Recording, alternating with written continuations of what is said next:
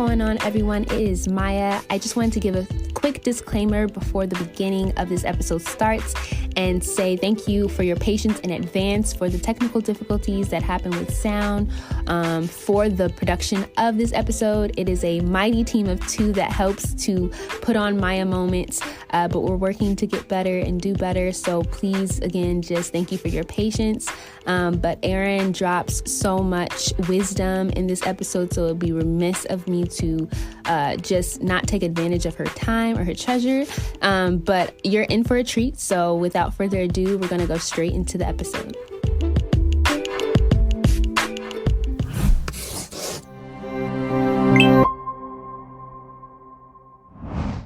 Hi, and welcome back to another episode of Maia Moments. It's your host here, Maia, and today I'm here with a very special guest. We have Erinn Knight with us just to discuss how she's creatively purposed. A lot of people talk about her creativity and how she is helpful to the brilliance behind a lot of other people in their creative journeys. But today I just wanted to talk to her about her own creative journey and how she got to the place that she's at now. This is selfishly an interview that I wanted to do just to be able to connect with her, but I thought it would also be absolutely helpful to other people to get to be a fly on the wall as that with that too. So anyway, without further ado, hi Erinn, say hello to the people. That's dope to hear. Thank you. I'm glad that you're excited about this. This is cool. Hello, everybody. Yeah, and so, I mean, you always tweeting stuff, you don't tweet a lot of stuff, but when you tweet, it just be like, wow, that hit. And so, I was like, wow, I really like this woman. And I just had to, I just had to be like, you know what? I kind of want to pick her brain about things just in terms of like not business things, but just like her journey. And I think this will be really fun to talk about. I kind of already have been privy to a little bit of things, but just talking more in depth about things I think will be helpful. So I think one of the first starting points I start with everybody is like, where's the genesis of like your creativity? Where do you feel like it first was sparked, whether that be in childhood or a specific event in your life or something like that? Like, where's the genesis of where you see yourself at now, even when you were younger? I'm grateful that you like Twitter, my Twitter, because I love Twitter. It's my favorite social platform. It's the only one that makes sense because I can just say what I need to say and keep it moving. Like it's great. So thank you for liking my Twitter. Okay. Creative journey. I think I've always been pretty creative, but I didn't know it, So I remember getting a Polaroid when I was really young. And I was super curious as to how everything worked. Not necessarily the mechanism of the camera, but the process of developing and then also how light refracts itself. Because I remember learning about cameras in school and all of that. I love so that. I used to look at the lens on my Polaroid. And this is before like Polaroids were trendy. It was after they were a thing because there were camcorders, there were regular cameras, there were disposable cameras. So it wasn't, I'm not old enough to be around when Polaroid first became the craze, but they were no longer hot. They were just like a regular item on there. Most people didn't like them because they were expensive and it was expensive because you only got 10 films. Whereas a disposable camera, you get like 24 or 48. I don't know if you know anything about this, but I'm older than you, so only having 10. I do. I remember asking for one for my birthday or Christmas or something, and my parents are classic Black American parents. My parents got me the camera and one set of film. Like they literally bought me 10. They was like, here. My mom she would always be like, be careful about what you take a picture of. Like really, really focus. But I didn't care. I just wanted to do the thing. So I remember taking a picture of myself in the mirror to see what would happen and to see how deep I could see it. So I even to how vivid I'm telling you this story. I don't know if I've ever told anybody about that, but that to me tells me at a very young age, my mind was just different. It wasn't, let me be conservative. It was like, yeah, I'm going to take a picture of the mirror, even if it's not a picture I can use. I want to see what happens. I want to learn. I want to engage with this thing instead of just taking cool pictures that I sit around my room. Why not use this as an opportunity to understand something? So I love learning and I love understanding. Yeah, so I think I'm creative because I'm curious. And yeah, my curiosity is never satisfied, but I'm forever amazed. I'm always encouraged and amazed. So I think my journey really is a journey of curiosity, not so much creativity. I think that's helpful as well, because I think a lot of times we box what creativity looks like, in terms of like it is this and it isn't this. And so knowing that a lot of the time creativity just sparks from curiosity, understanding like, well, I'm curious how this works and going down the mechanics. Like I know for me, I've been in marketing for the last 7.5 years. And so I never looked at marketing as something that was necessarily creative until like recently, understanding like, no, the analytics, my creative, the way that I approach marketing, the way that I see social media is something that is unlike other people. And the way that I view it and I create strategies about it is very creative in the way that I do. It's my intellectual property. And so knowing that, I feel that it's really helpful to just kind of like understand that creativity just isn't music. It just isn't art. It's not just painting, or it's not just the way that we just think creatively about certain things, but it can also just being the experience of like using your brain in different ways that aren't straightforward, or curiosity, like you said, being able to have the the spark to say, I wonder what this is and how this works, and figuring out the mechanics behind it can be very creative. I'm glad you brought that up. I think moving past, because you can ask about your own journey, and I think a lot of people kind of already know your journey when it comes to artist management. And if you don't, there's plenty of Though. interviews, plenty of videos about how Erinn got into artist management. How she got into artist management, all the 9 yards and whatnot. But I think for me, what I wanted to do when talking to you is not kind of reiterate and ask you those questions, but kind of ask you like, knowing that a lot of the things that you do is attributed to like other artists and how you promote and manage them or mentor them. Like, how do you define and reclaim your curiosity, your creativity that you hold inside of yourself? So the fun thing about being an artist manager is really that you're the business partner of the artist, and depending on your relationship, you're their creative partner. Managers get 20%, but we bring way more than 50%. If anybody else says any different, then they've never been a real manager. So that's why I don't have traditional business structures anymore either, because it's like, so I don't have to reclaim anything as far as creativity goes, because everybody that I'm working with, I'm contributing creatively consistently. I see my ideas every day. Now, I may not be publicly thanked for them, but I see my effect on culture. So I'm good, unless somebody tries to take credit for what I've done. That's what bothers me. Don't take credit for it. If you collaborated with me. Right. So, I don't have to reclaim anything in that aspect. What I have to spend a lot of time creating is I have to reclaim, so to speak, my time. I used to be loyal and I used to give my time. I just tweeted this, I think yesterday or day before. I used to give my time to things or people that demanded my time, right? Now I give my time to myself and things and people who bring me joy, who bring me peace, and who bring me money, right? That's what I spend my time on. But it first comes to me. It's allocated in a way that I'm giving away some of my time, not taking time for myself, right?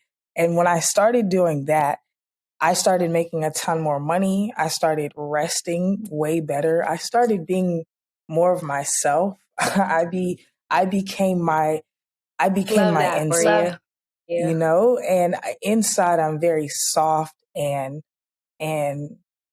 gentle and emotional, but I had to always operate in do, be, get it done. And that's just not me. And so I was in conflict with myself. I talk to my therapist about this all the time, about the hardest time of my life was end of 2019 to like mid 2021, because I was going through a ton of life change.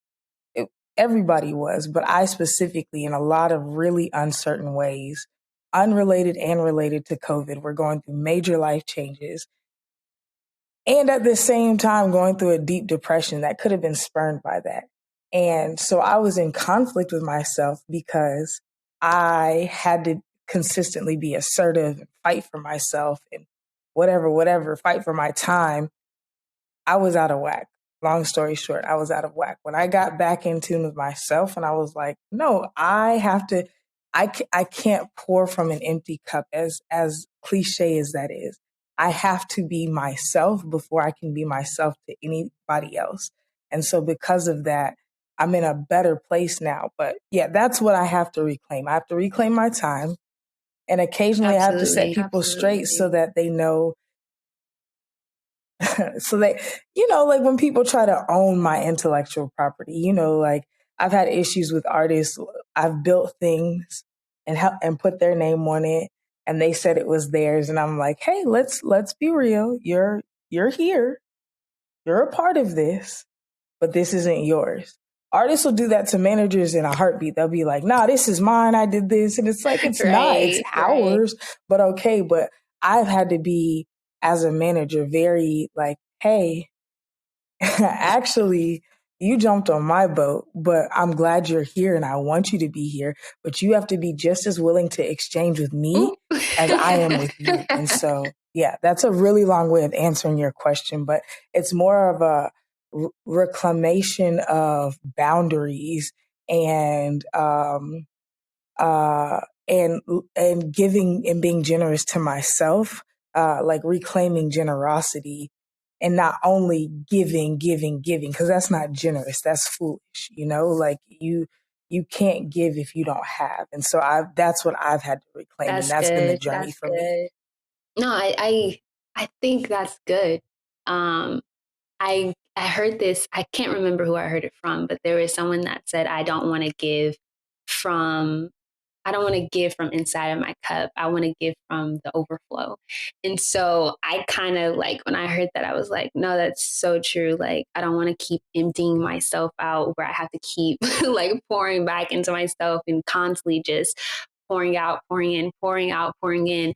I'd rather be able to like have enough in me that I am able to pour from the abundance and not from inside of me where I'm losing. I don't feel like we have to be in that state of like a loss at all times. And so having those people around you who are pouring into you, but they pour into you and you're not empty already, or you're able to give people that abundance, like not only is the relationships around you going to be better because of it, because you're not feeling like you're emptying yourself, but it also, I think, gives a better, equal footing and everything. I think that's really good.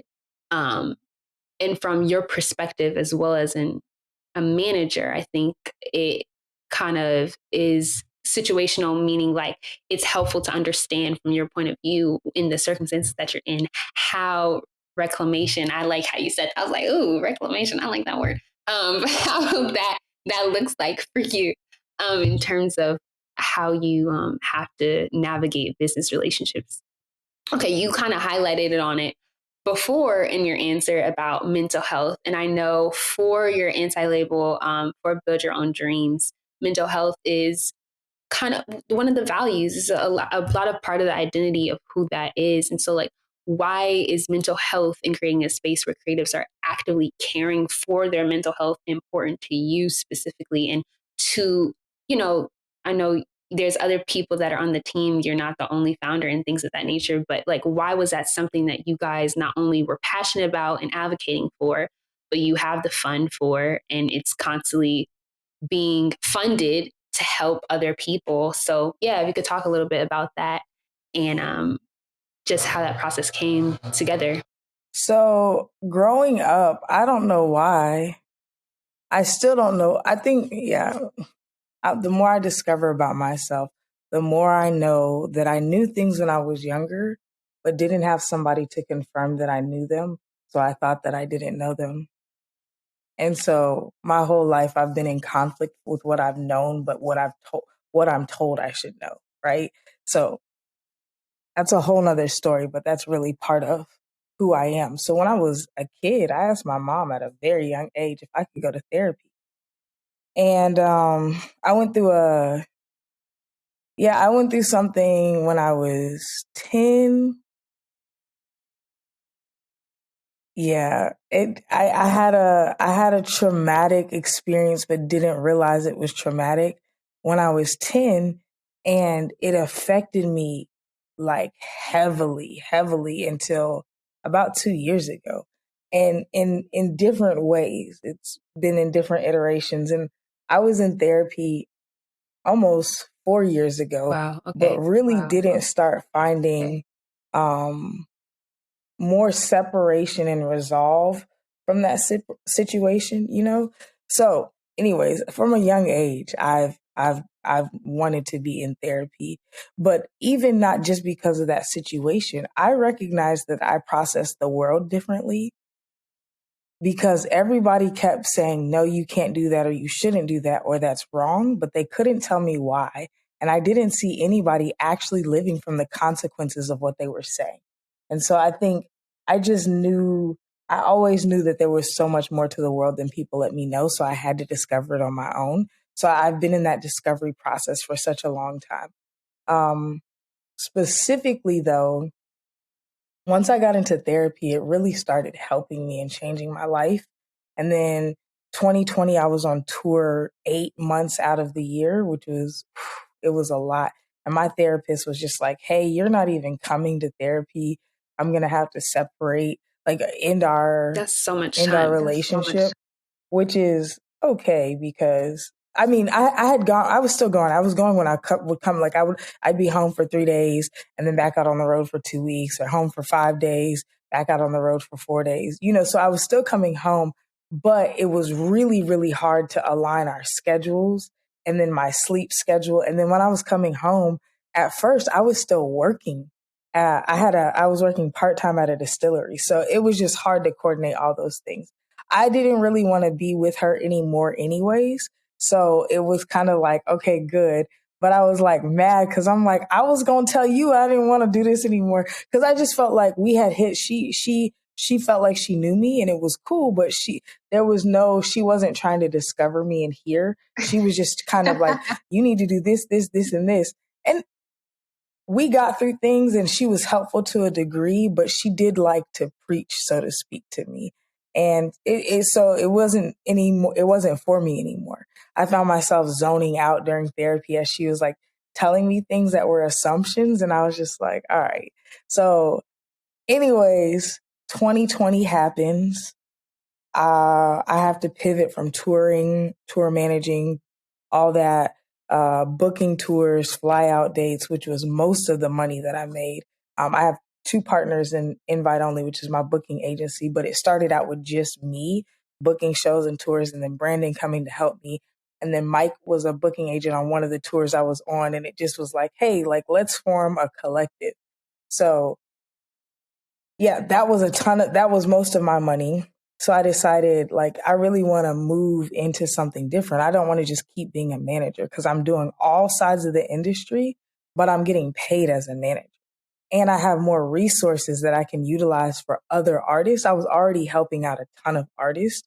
And so, like, I wanted an umbrella to put that under, and also so I could charge people. Because when you're somebody else's manager, they're just like, oh, you're da-da-da's manager. It should be cool to do extra work for me on the side. And it's like, no, like, what? So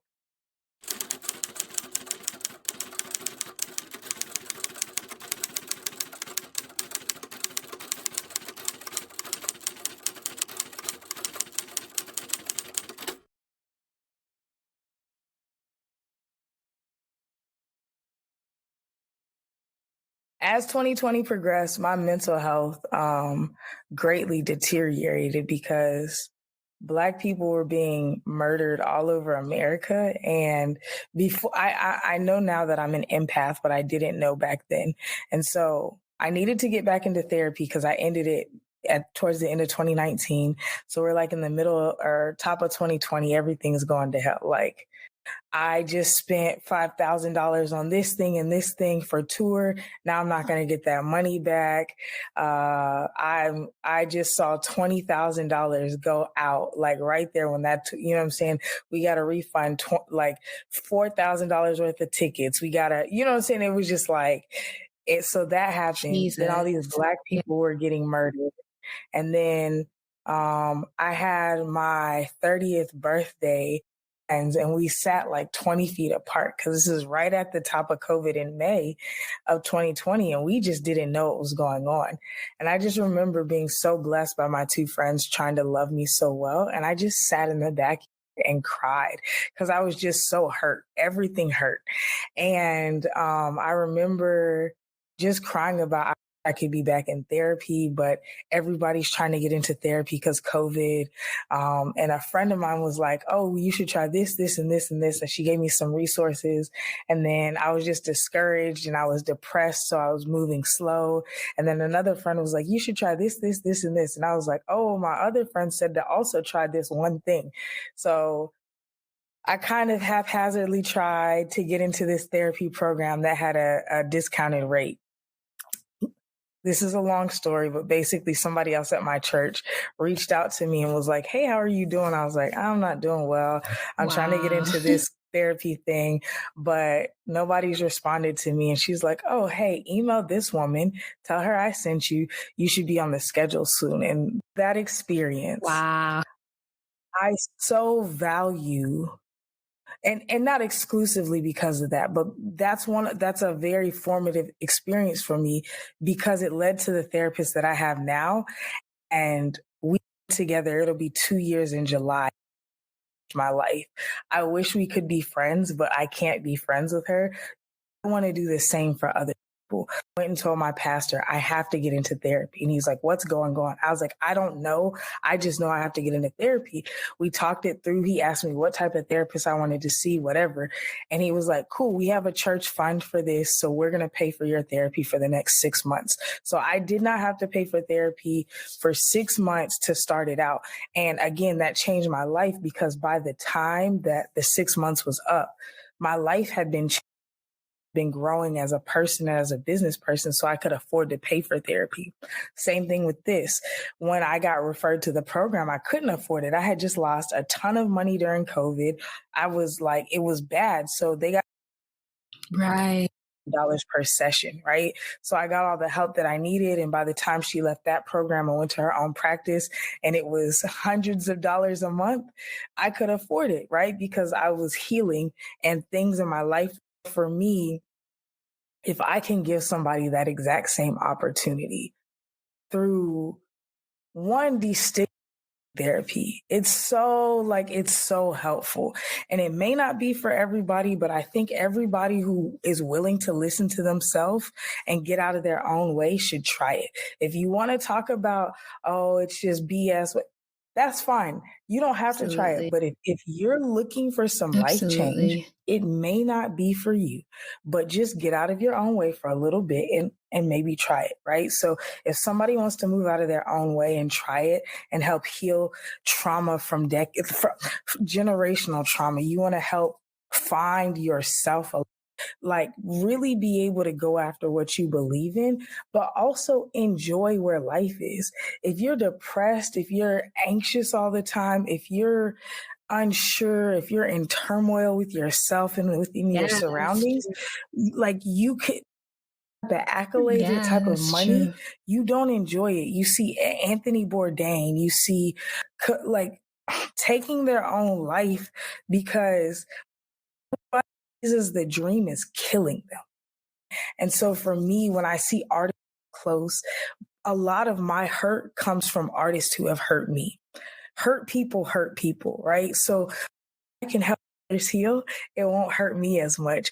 But as well, if I can help others heal, imagine them being healthy and whole and generations being affected by that and their art changing and encouraging people and causing people to find more of themselves and find their purpose in the creator that made them. You know, if I can say, I see you on the inside, not just for what you have to offer the world as far as talent, because my purpose is to connect people to their purpose.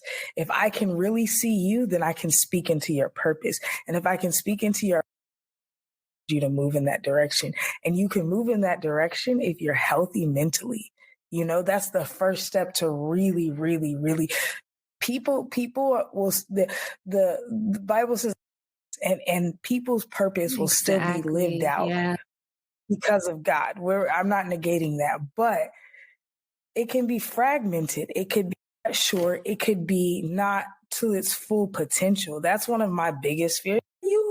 You did this, but I had this, you know what I'm saying? Like more, And so if I can help turn that up, I'm an amplifier. That's what I do. I amplify things. If I can help turn that up, not just in my own life, but in so many other people's life, then I'm living on purpose. No, I think that's all needed. Like the explanation, it put a lot of things into perspective about like why you would pay it forward in so many ways. Like that's crazy how it just like, I think what I really resonated from that is the fact that you even opened your mouth though to say like I'm in need.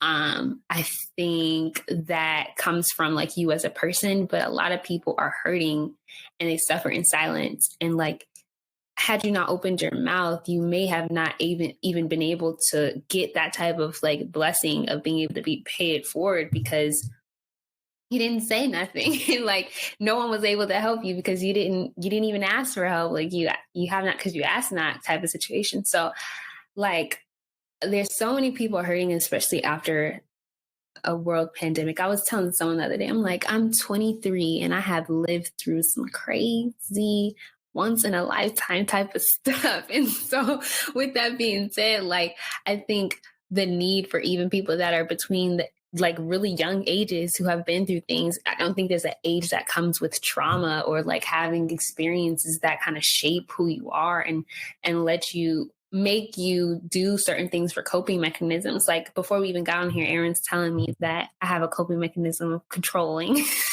circumstances. She's like, you gotta let that go. And I'm like, wait.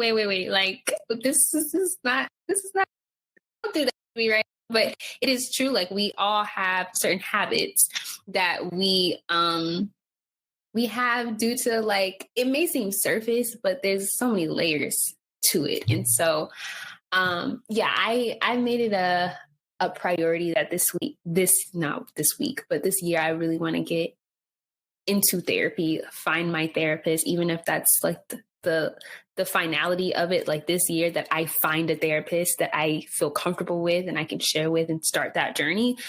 That's at the minimum what I want to do. I would love to be able to start sessions and like start doing the nitty gritty work. But at the minimum, if I don't do anything else, I want to at least find a therapist that I can start my journey of therapy with. Because there's just a lot of life events. I'm now a college graduate and there's been a lot of things that have happened. Yeah, thank you. I mean, there's been a lot of, and if you need help, you can apply for our therapy fund, and depending on how much money is in the fund, we can pay for part or all of your sessions, or we can pay for one session a month or something like that.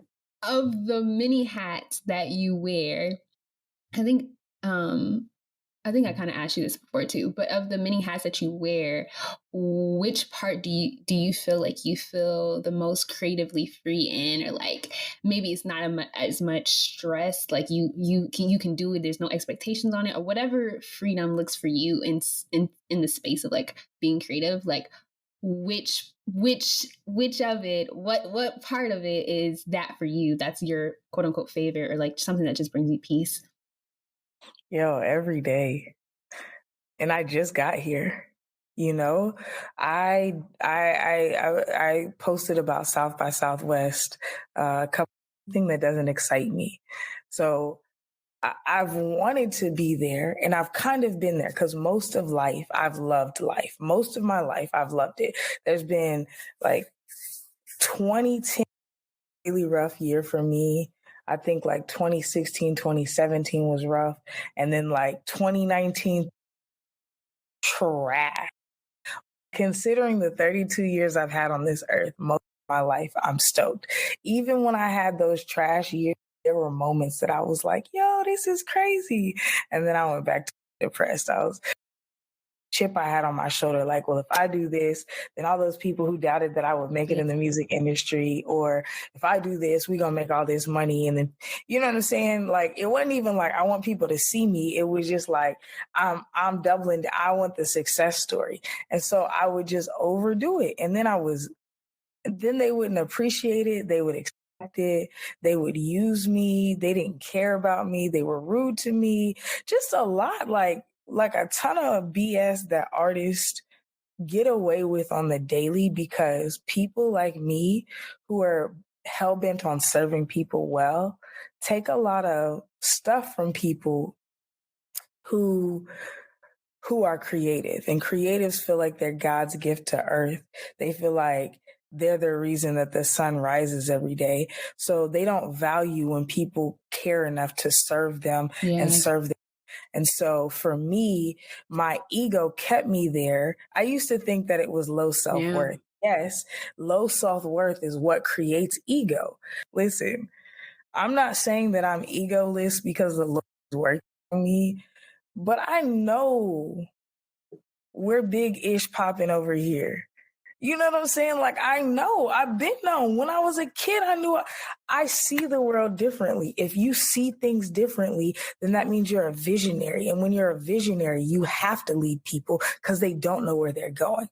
So, like, being firmly seated in that makes me know that, yeah, it's popping over here, but that also comes with the weight of responsibility to care for people so that more people get to the promised land. You know what I'm saying? Like, I don't envy Moses because I feel some of the weight that he had. Like, people try to talk about, for me, as much as I know it's dope over here, so there's no reason for me. Now I know it's dope over here, so I don't have to fight you. You don't want to pay me? That's cool. I understand that you either an important, not more important than you, but important to this situation, or you can't afford me. Either of those two is fine with me. I'm going to keep it moving. Get it, right?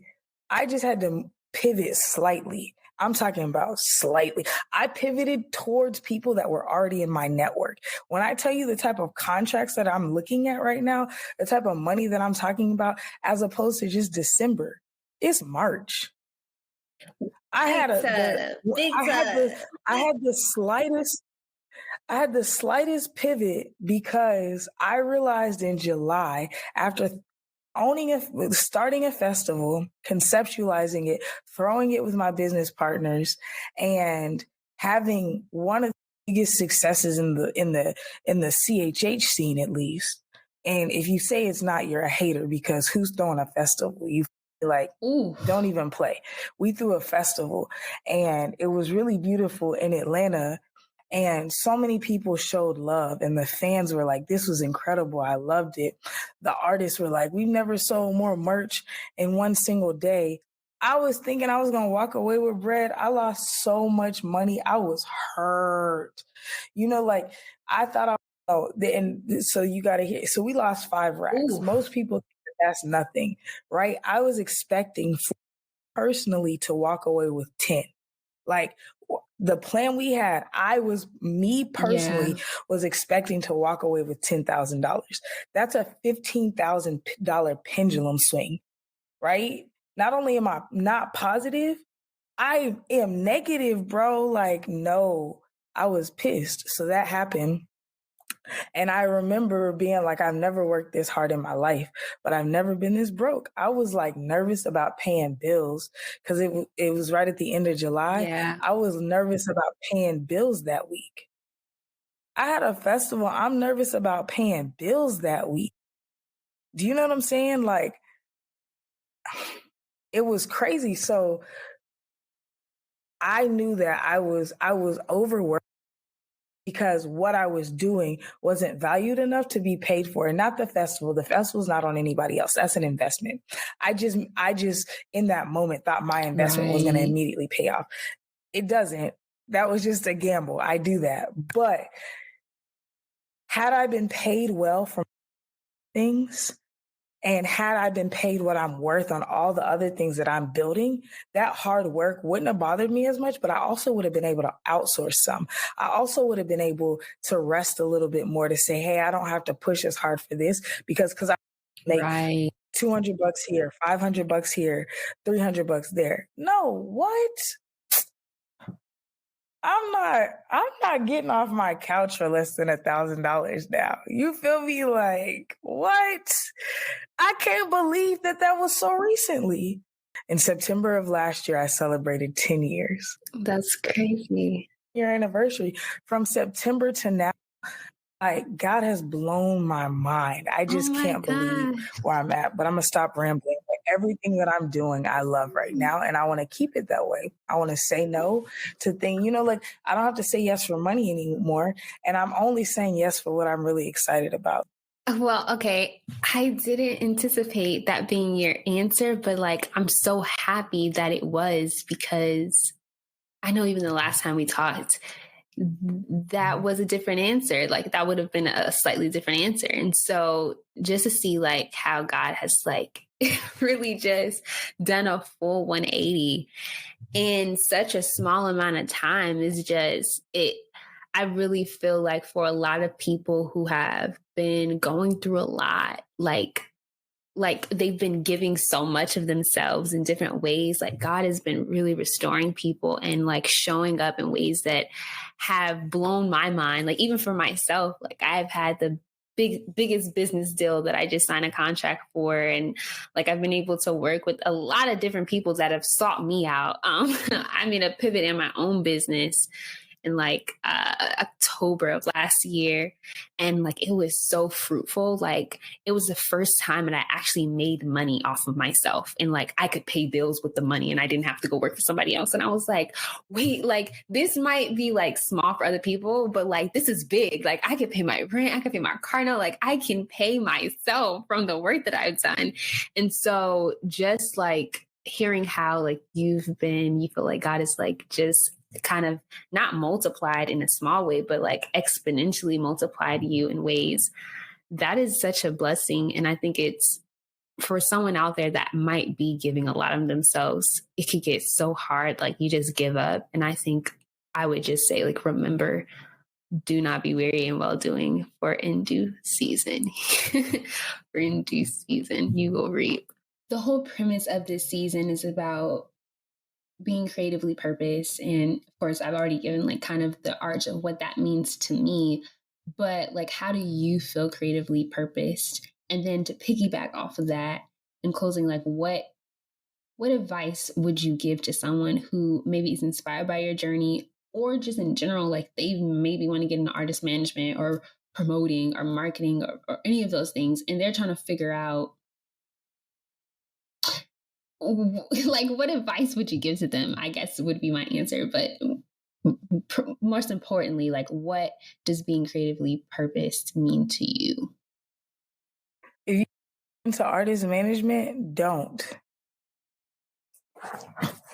And I'm not just volunteer for you because you're not making no money. And then you talk to them crazy like you my manager. It's like, bro, I'm a freaking volunteer. Be a manager. But back to your original question, how am I creatively made? That's a hard question. I think that we try to over analyze. Oh, we're creative, so we're super unique. The crazy thing is we all have a different thumbprint. Significance is insignificant because that's what we're made for. We're made to be different, And then to know our creator, those of us who do, or know a bit of him, and it's like it's cause and effect. It's not even what is this it's like, this is what, like, I'm a human, I need water. You were created, so you are creative, right? So it's intentional. And I think if more of us know that and more of us have confidence in that, then more of us become more of ourselves. And that authenticity is really what the key to our future, to our purpose, to our legacy, to our impact. The key to that is being ourselves. And I know everybody says authenticity. Yeah, whatever. I don't care. You haven't heard it from somebody like me. And if you have, it's probably changed your life. When you're really who you're supposed to be and you're really who you are, then you change everything around you, because it either compels people to be more themselves or it repels people who are scared to be. Either way, everything around you changes. And the more you become yourself the more the atmosphere around you changes, the more that you see how powerful you are and how much you've been given. And so then it's just like, yeah, of course I'm supposed to be here. Of course I'm supposed to win. Of course I'm supposed to prosper, because that was by design. Yeah. Yeah. Oh, wow. I love that. That's powerful. I think, even in this stage that I'm in now, I've gotten exhausted with doing things with people, even on a relationship basis, of like just being in a relationship with people who doesn't feel purposeful. Like it just feels like it's just happening. Like I just, in this stage of my life, like even my birthday just passed and I was like, I only have room for things that are aligned with like who I am and like the capacity I feel like I'm going to, and anything else is just a distraction. And it sounds harsh, but it's the reality. Like you waste so much time having a relationship with people, doing things with people that aren't aren't aren't serving you, and it's not in a way that like I feel entitled to people's time or their effort or their talents or whatever, or even relationship. But I just think there should be a balance. There should be an even exchange or an exchange at all. And to know that like your authenticity makes room for like the relationships, the businesses, the ministry, the whatever you're looking for, as long as it's purposely aligned, like it'll come the way and it's supposed to come with the people that it's meant to. Like you don't want to force those things to happen. So that's, yeah, I like that. Okay, so is there any lasting things that you would want to say to close out? Maybe speak to something specifically, or just speak to the people with any lasting words? Yeah, I think I go back to things that I used to read in my elementary school or in my church on the wall. And I think about the one that says, nobody can be you better than you. That's the key, you know? Comparison is the enemy of joy. That's another one that people use a lot. But I know that if I walk on my path with my head high and excited and like moving, I'm going to cut down more brush than if I'm like this, right? Instead of me looking sideways all the time and zigzagging, I can get straight to where I need to go, reap the reward, and then open up more doors for more people. Put your blinders on, yo. Like nobody can be you better than you. I love myself, and that's not some weird, like I enjoy myself. I think I'm cool. I know I'm flawed.